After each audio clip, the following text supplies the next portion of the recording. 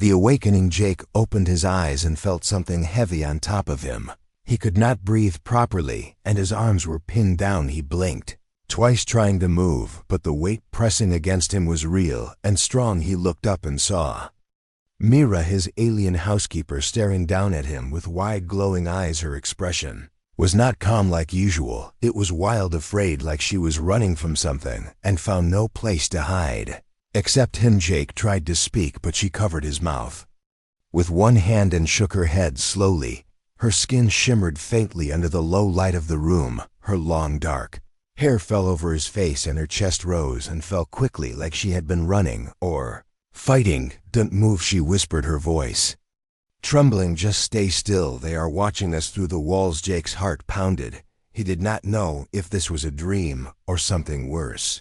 Mira was always quiet, always respectful, never crossed any boundary. She cleaned his quarters, cooked his meals, and stayed out of sight most of the time. But now she was on top of him, pressing him into the bed and warning him in a whisper, like his life depended on it. Tried to push her off, but she tightened her grip and stared deeper into his eyes. "I'm not here to hurt you, Jake. Please believe me. If I let go of you right now, they will know you are awake, and they will come for you." "Are they?" He wanted to ask what is happening, but she kept her hand over his mouth, her breathing quick and shallow, her body trembling slightly, like she was resisting something inside herself. After a moment, she slowly lifted her hand from his mouth, but did not get off him. Yet she looked around the room, her ears twitching slightly at every little sound. Then she leaned close to his ear and spoke so softly he barely heard her. "You were marked last night while you slept. They sent a signal through the house systems. I intercepted it. I couldn't stop the mark from being placed, but I blocked the full transfer. That's why I had to hold you down. If you stayed still, the signal would remain incomplete. I've delayed them for now." Jake finally found his voice. "What do you mean marked? What transfer?" "Mira, what are you talking about?" She looked away, shame filling her eyes. "You were never supposed to know this," she whispered. "I was placed here not just to clean or serve, but to watch you, monitor you, report any signs of deviation." Jake's head spun. He sat up slowly, pushing her off with care, and she did not resist anymore. She sat beside him on the bed, her hands folded tightly in her lap. "What deviation?" Jake asked, feeling cold all of a sudden, like the air had shifted inside the room. She did not answer right away. Instead, she reached under her robe and pulled out a small silver disc, placing it gently in his hand. "Look at this," she said softly. "This was hidden under your bed frame. I found it a week ago. It's not human tech. It's part of the network that tracks mental wave patterns, biofrequency, and emotional changes." "Why was this under my bed?" Jake asked, staring at the device. "Because," she said, "you are different, more than you know. You were selected because of your potential, but they didn't tell you. They never do. You thought you were just another engineer on this station, but your DNA has markers only seen in early human lines, the kind that can't be controlled easily. So they put you here to spy on me." Jake asked, his voice hardening. She looked at him sadly. "Yes, but I never reported what I found. I erased the scans. I blocked their commands. I lied to my handlers every day. I said you were stable, safe, normal. But last night the system detected something, a spike in your readings. They activated Protocol 13. That's when I made my choice." Jake stood up, still holding the disc in his eyes, his thoughts racing. He looked around his quarters, suddenly feeling exposed, as if every wall had eyes, every light had ears. "What is Protocol 13? He asked. "Termination," she whispered. "They send a signal to agents like me, and we're supposed to remove the target, quietly make it look like an accident or illness, then clean up and reset the area for the next subject." "But you didn't follow the order," Jake said. "You stopped it." "Why?" She stood slowly, meeting his eyes. "I don't know when it changed. Maybe the way you spoke to me. Maybe the way you offered me real food. Maybe just your kindness over time. But when I got the kill code, I couldn't do it. I shut down the network feed and came here. I pinned you down to block the motion sensors. They needed to confirm the subject was unconscious. If they sensed you were awake, they would. Vess sent the enforcers." Jake sat back down, his knees shaking. "So you saved me by pretending to hurt me?" "Yes," she said. "And now they will know something is wrong. "They'll come. What do we do?" Jake asked. Reached for his hand and placed another small device in it, a black chip with blinking lights. "This contains a backdoor into the stations. AI, it can wipe your file from their system. It's risky and loud, but it might buy us time." Jake asked. "You're staying with Mesh?" Nodded slowly. "I've gone too far to return to them. If I go back, I'll be deleted. If I stay, maybe we both have a chance." He looked at her for a long moment. Her alien features, once strange, now seemed familiar. Her eyes held something human, maybe more than human, maybe something he hadn't seen in anyone before. "What happens if we fail?" he asked. She gave a small, sad smile. "Then we vanish without trace like hundreds before us. But if we win, maybe, just maybe, we stop being targets and become something more." Jake clenched the black chip in his hand. "Then we fight." She nodded, and for the first time he saw her not as a servant or alien, but as a friend, maybe even the only one he had left. The lights flickered once in the room, then again. Something was coming, hidden orders. The lights flickered again. As Jake stared at the ceiling, his heart beat fast like a hammer in his chest. He looked at Mira, who was already moving silently toward the door. She placed her hand on the scanner but stopped, her eyes glowing faintly with unease. "They have activated the outer sensors," she whispered softly. "If you step into the hallway now, they will track your heat signature and movement pattern. They will know you are still alive." Jake moved to his desk, pulling open the drawer and pulling out a thermal cloak, one of the backup items given to engineers for cold sector repairs. He wrapped it around himself and looked to Mira. "Ready?" She nodded once and handed him a silver disc. "Keep this near your chest. It scrambles low-frequency signals. It will help you stay hidden." "Where are we going?" he asked in a low voice. "Central AI core." She replied. "If we reach it, we can inject the data from this chip and erase your record from their servers. But we need to go through the lower tunnels. The main corridors are already under scan." Jake followed her as she opened a hidden maintenance panel behind the storage unit. The narrow tunnel beyond was dark and tight, barely enough space to crawl through, but Mira moved like she had done it before, her movements quiet and fast as they crawled deeper. Jake's thoughts kept racing. Mira was not just a maid, she was something else, trained for more than just cleaning and cooking. She knew code systems, tactics. She knew how to move like a shadow and how to disarm sensors before they even beeped. He thought back to the day she arrived, quiet, calm, eyes lowered, but now he realized she had been watching everything, every camera, every wire, every pulse in the walls. She had memorized the entire layout of the station without ever showing it. "How long have you known about me?" he asked as they reached a cross-section of tunnels. "Since the beginning," she said. "Your DNA scan lit up all their red flags, but I didn't report it. Instead, I ran the base tests again, changed the values, faked normal results every month."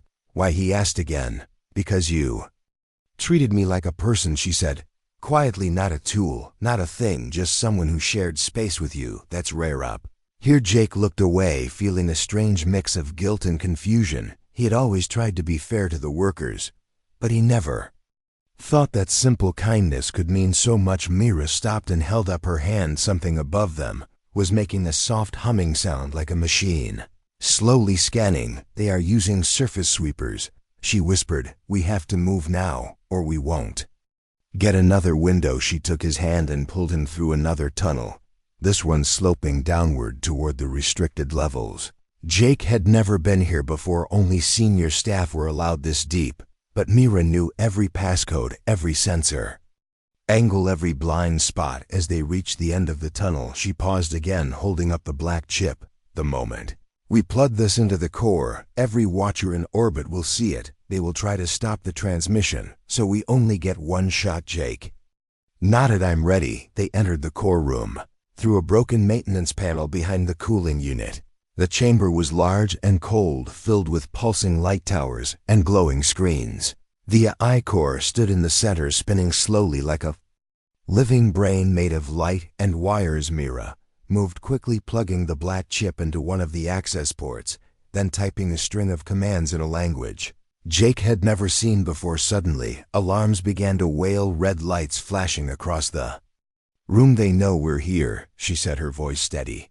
but her eyes sharp. Jake turned toward the door, hearing heavy steps approaching. Mira kept typing faster, sweat running down her forehead. Almost there, she said. A loud crash sounded as the door exploded inward and a figure stepped through, tall, armored, holding a plasma rifle.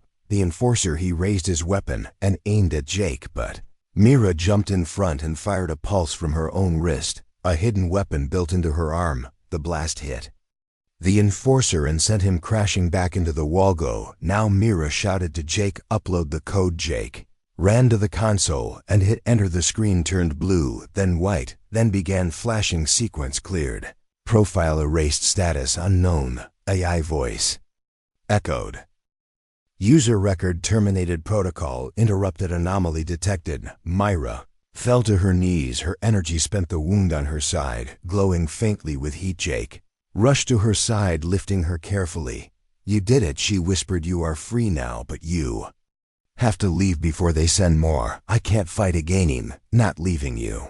Jake said, you have to, she replied. If they catch you here, it was all for nothing. He looked into her eyes and saw the pain, the sacrifice, the loyalty he had never earned, but was still given. Myra, please, he began. She reached into her belt and gave him a small round object. Press this. Once you're in the escape pod, it will launch you to the outer moon. They won't find you there. Not right away. Jake nodded, his hands shaking. He lifted her and carried her through the broken door. Alarms still screaming in every corner of the station. They moved fast, dodging cameras and stepping over fallen equipment. At last they reached the escape bay. Myra fell again, unable to move further, her breath shallow. Jake placed her gently on the ground and knelt beside her. Go, she said again, tears forming in her eyes. Liv looked at her one last time, then pressed the button. The pod door opened and he stepped inside as it launched.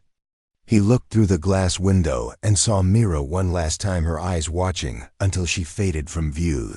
Stars stretched before him, but the weight in his chest stayed heavy, the truth buried in flesh. The escape pod moved silently through the stars, its small engine leaving behind a trail of fading blue light. Jake sat hunched over in the corner, still gripping the round device Mira had given him. His mind was full of everything that had happened, and every word she had said. Her voice echoed again and again in his thoughts. Liv, you are free. Now they fear you because you are more than they told you. Pod's control screen blinked red. Low fuel, limited oxygen, auto landing on outer moon in 4 minutes. Jake wiped the sweat from his forehead and looked out the small window. The moon was a dark gray sphere, cold and quiet. No signs of cities or life. Just shadows and dust. He had never been here before and had no idea what waited for him, but Mira's voice gave him reason to keep moving. When the pod landed, it shook hard, throwing Jake forward. He opened the hatch and stepped out into the cold, dry air, pulling the thermal cloak tighter around his shoulders. He looked around and saw only rocks and old metal parts scattered across the surface. Maybe parts of crashed ships, maybe debris from old wars. In the distance he saw a small dome half buried in the ground, a dim light glowing from within. He walked toward it, careful with each step. The gravity was low and the ground cracked under his boots. As he got closer, he saw a panel beside the door. He placed his hand on it, and to his surprise, the door opened with a soft hiss. The inside was warm and filled with quiet, humming lights. Someone had lived here, maybe someone still did. He stepped inside, and the door closed behind him, sealing out the cold. The room was filled with old tech screens and strange machines.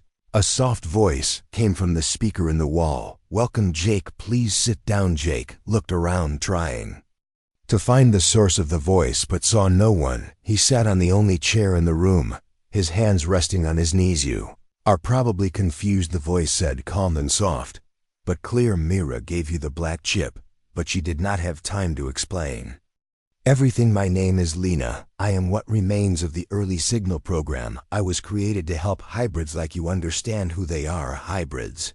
Jake asked, feeling cold again. Yes, the voice replied. You are not fully human, and not fully alien, either. Your mother was part of the original genetic seed project, a mission created by both human and alien leaders long ago to blend abilities and form a new kind of life, a life with choices free with stronger minds. deeper emotions, and untapped potential. Jake's hands shook. He had grown up thinking he was just another orphan raised in a system that barely noticed his name, trained as a technician working long hours, fixing things no one cared about. But now he was hearing that his blood held secrets worth killing for. Why me? He asked. Why did they mark me? Why now? Because your abilities are beginning to wake, the voice replied. Your brain patterns are shifting. Your emotional frequency is rising. Your DNA is unlocking old code. Mira delayed the activation, but the signal from the core room pushed it further. You will start to feel changes soon, and they will come for you again once they find your trace. What kind of changes? Jake asked, already feeling something strange in his chest, like a quiet vibration. Your thoughts will become stronger, the voice said. You will hear things, sense emotions, feel the truth behind spoken lies. You may see memories from others like flickers in your vision, but it will be painful and confusing unless you train it. Jake stood up and walked around the room, trying to process everything. He touched one of the machines, and it lit up, showing a diagram of a human form with lines of light moving through the skull, spine, and heart. This is what you are, the voice said. A bridge between two worlds, a key that can break systems or heal them. He looked at the screen and saw his own name flashing beside the diagram. Jake, status unknown, energy rising, path unclear. What happened to Mira? He asked. Finally, his voice quiet. There was a pause, then the voice answered. She was captured shortly after you launched, but she is alive. For now they are keeping her in Sector 9 for questioning. She refused to speak, refused to betray you. Her vitals are weak but steady. Jake clenched his fists and felt a rush of heat through his arms. The light in the room flickered slightly. He had no training, but something inside him had shifted. Something deep and old was waking. What can I do now? He asked. Can I save her? Can I stop them? There is a way, the voice said, but you must be ready. The choice is yours. No one can make it for you. If you try to fight without control, you will burn out.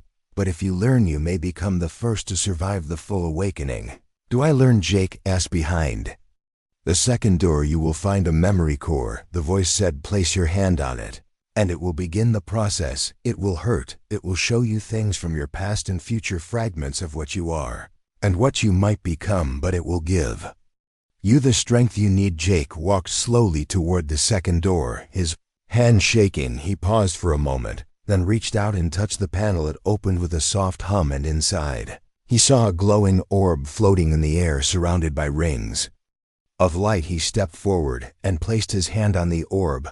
A sudden flash of pain shot through his head, and he fell to his knees. His mind filled with voices, images, sounds from lives he never lived, places he had never seen, stars dying, cities burning, hands reaching out, and eyes full of sorrow and hope. He screamed as the pressure built, but he did not let go. He held on as long as he could until the light faded and the room became silent again. When he opened his eyes, he was still on the floor, his body shaking, but something was different. His skin felt warmer, his heart beat slower, his mind clearer. He could feel Mira's fear across the stars. He could feel her pain and her silence. Stood slowly and looked at the screen again. The diagram now glowed brighter. Status stable awakening begun. Jake closed his eyes and whispered to himself, I will come back for you, Mira, I promise. Escape and revelation. Jake stood in the silent room, his breath calm but his heart steady with new strength. He walked back to the console, his eyes clear, his body no longer shaking. The memory core had changed something inside him. He could feel it like a pulse, not just in his body, but in the space around him. He could hear a distant cry, not from his ears, but from somewhere deeper. Mira was still alive, and she was in pain, and she was waiting for him. The voice came again, soft but steady. You are ready now, but this journey is not just yours. If you return, they will not hesitate. They will send machines and minds that twist your thoughts. They will show you lies and feed on your fear. You must hold on to who you are. I will, Jake said, and his voice felt different, stronger, grounded, like it carried weight beyond sound. He stepped outside the dome, the cold wind brushing past him, but he felt no chill. He walked back to the landing beacon and activated the emergency signal. Within minutes, a scavenger ship flying low over the moon spotted him, and landed nearby. The pilot stepped out, curious at all. Man with rough clothes and a metal patch over one eye. You lost out here? The man asked, stepping closer. I need a ride to orbital sector 9. Jake said, my friend is there, and she is in danger. The pilot raised an eyebrow. Dangerous place, that sector. Security type patrols everywhere. I will pay whatever you ask. Jake said, his eyes not blinking, his voice calm. The man stared at him for a moment, then nodded. Get in, stranger. You've got the look of someone who doesn't quit. The ship lifted into the sky, moving fast toward the dark rings of the orbital sector. As it flew, Jake closed his eyes and focused. He could feel Mira's presence growing clearer, like a warm light through fog. She was locked deep inside a tower. Her body restrained her mind under pressure, but her spirit still holding on. When the ship reached the outer wall of Sector 9, the pilot frowned. This is as far as I go. They shoot unknown ships on sight. Jake nodded and opened the side hatch. He stepped out and leaped into the black, his cloak catching the wind of space, his body moving with smooth control. He landed silently on the outer frame of the tower and crawled toward the vent lines, his hands finding perfect grip like he had done this 1,000 times inside the tower. The lights were sharp and white, the floors cold and clean. The guards moved like machines. No faces, no emotion, just armor and orders.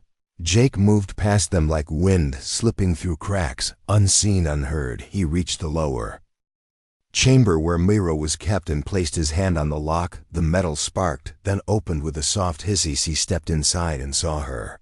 Mira was tied to a metal chair, wires in her arms like marks across her skin, her head tilted down, but her eyes opened when he entered, and they lit up with tears. You came, she whispered. Always, Jake said, moving to her side. He touched the locks, and they melted away, his new energy bending the metal like clay. He helped her stand, her legs weak, but her heart strong. We need to go now, he said. They will come fast. She nodded and leaned on him. As they moved through the hall, the alarms began to scream again, but Jake was ready this time. When a guard turned the corner, Jake raised his hand and the man froze mid-step. His thoughts locked, his mind paused like a puppet with cut strings. They reached the top deck where the command hub was located. Mira pointed toward the center console. We need to send the signal from there, the truth about what they did. To you, to me, to all the others locked in service with no voice. Jake moved quickly, placing the black data core into the terminal. The screen lit up with warnings, but then began to flash. Bright blue symbols scrolling across faster and faster. Mira stepped beside him, placing her hand on the panel and whispering soft words in her language. The room began to shake, the signal spreading through the core to the satellites and beyond to the networks across systems. Suddenly the door behind them burst open, and a figure stepped in, tall, dark armor, glowing eyes. The commander of the station, his voice deep and cold. You should not have come back. You are broken code. Failed design. You will be erased. Jake turned slowly, his eyes calm, his voice steady. No, I am not broken. I am awake, and I will never be silent again. The commander raised his arm and fired, but the blast stopped in the air, frozen. Jake stepped forward, his own mind catching the energy and bending it, turning it into dust. You fear what you cannot control, Jake said, and that fear ends today. With a wave of his hand, the systems behind the commander began to shut down. Screens went black, alarms fell silent, the tower lights dimmed, and the chains across thousands of hidden workers snapped one by one across the stars. People looked up and felt something change. Mira fell to her knees, her voice full of awe. It worked. The truth is out. They will see now. They will know. Jake helped her stand and looked out the main window across the stars, across the silence that no longer felt cold or distant. We started something today, he said, something that cannot be stopped. Mira placed her hand on his and smiled, not with power, not with force, but with heart. They turned together as the ship from before hovered outside the window, the pilot waving from the seat with a grin. Looks like you made some noise, stranger. Ready to go? Jake and Mira stepped aboard the ship and watched the tower grow smaller behind them, the stars ahead wide open. The human catalyst. The stars outside the ship glowed brighter than before, or maybe it was Jake who had changed. His eyes saw more now, not just the light, but the feeling behind it. the movement of energy, the silent pulse of minds across distance. He sat beside Mira, her head resting on his shoulder, her eyes closed, her breathing soft but calm. Pilot glanced back from the front seat, his voice light. "You two stirred a storm out there, whole channels lighting up, people talking about the broadcast. Messages coming in from planets and stations, people asking questions, scared, angry, hopeful, good." Jake said, "That means they heard it, means they saw what was hidden." Mira opened her eyes slowly, her hand finding Jake's. "You did something no one else. Could you told the truth and made them feel it? It was not just me." Jake replied, "It was you too. You risked everything to save me, to wake me." The ship entered the orbit of a neutral zone, a place where different species met for trade and peace talks.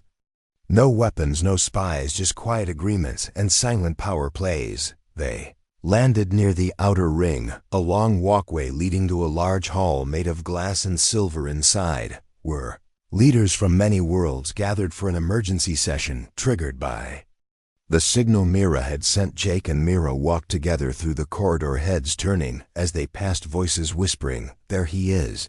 That's the one, the hybrid, the human who woke the system." Jake stopped at the entrance of the hall and looked at the leaders seated around the circle, tall figures with cold eyes, old beings with long memories and tight control. "I am not here to bow," Jake said. "I am not here to ask for space or safety.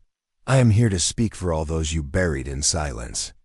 All those who served without names, without dreams, without choice." One of the leaders stood tall, his voice like a low drum. "You are unstable. You are the result of broken code, a failed experiment." "No," Jake said, "I am the result of hope, this spark you tried to hide because it burned too bright." Mira stepped forward, her voice clear. "I was one of their tools, but I learned to feel, I learned to choose, and now I stand beside him, not because I was told, but because I wanted to." Another leader spoke, eyes narrow.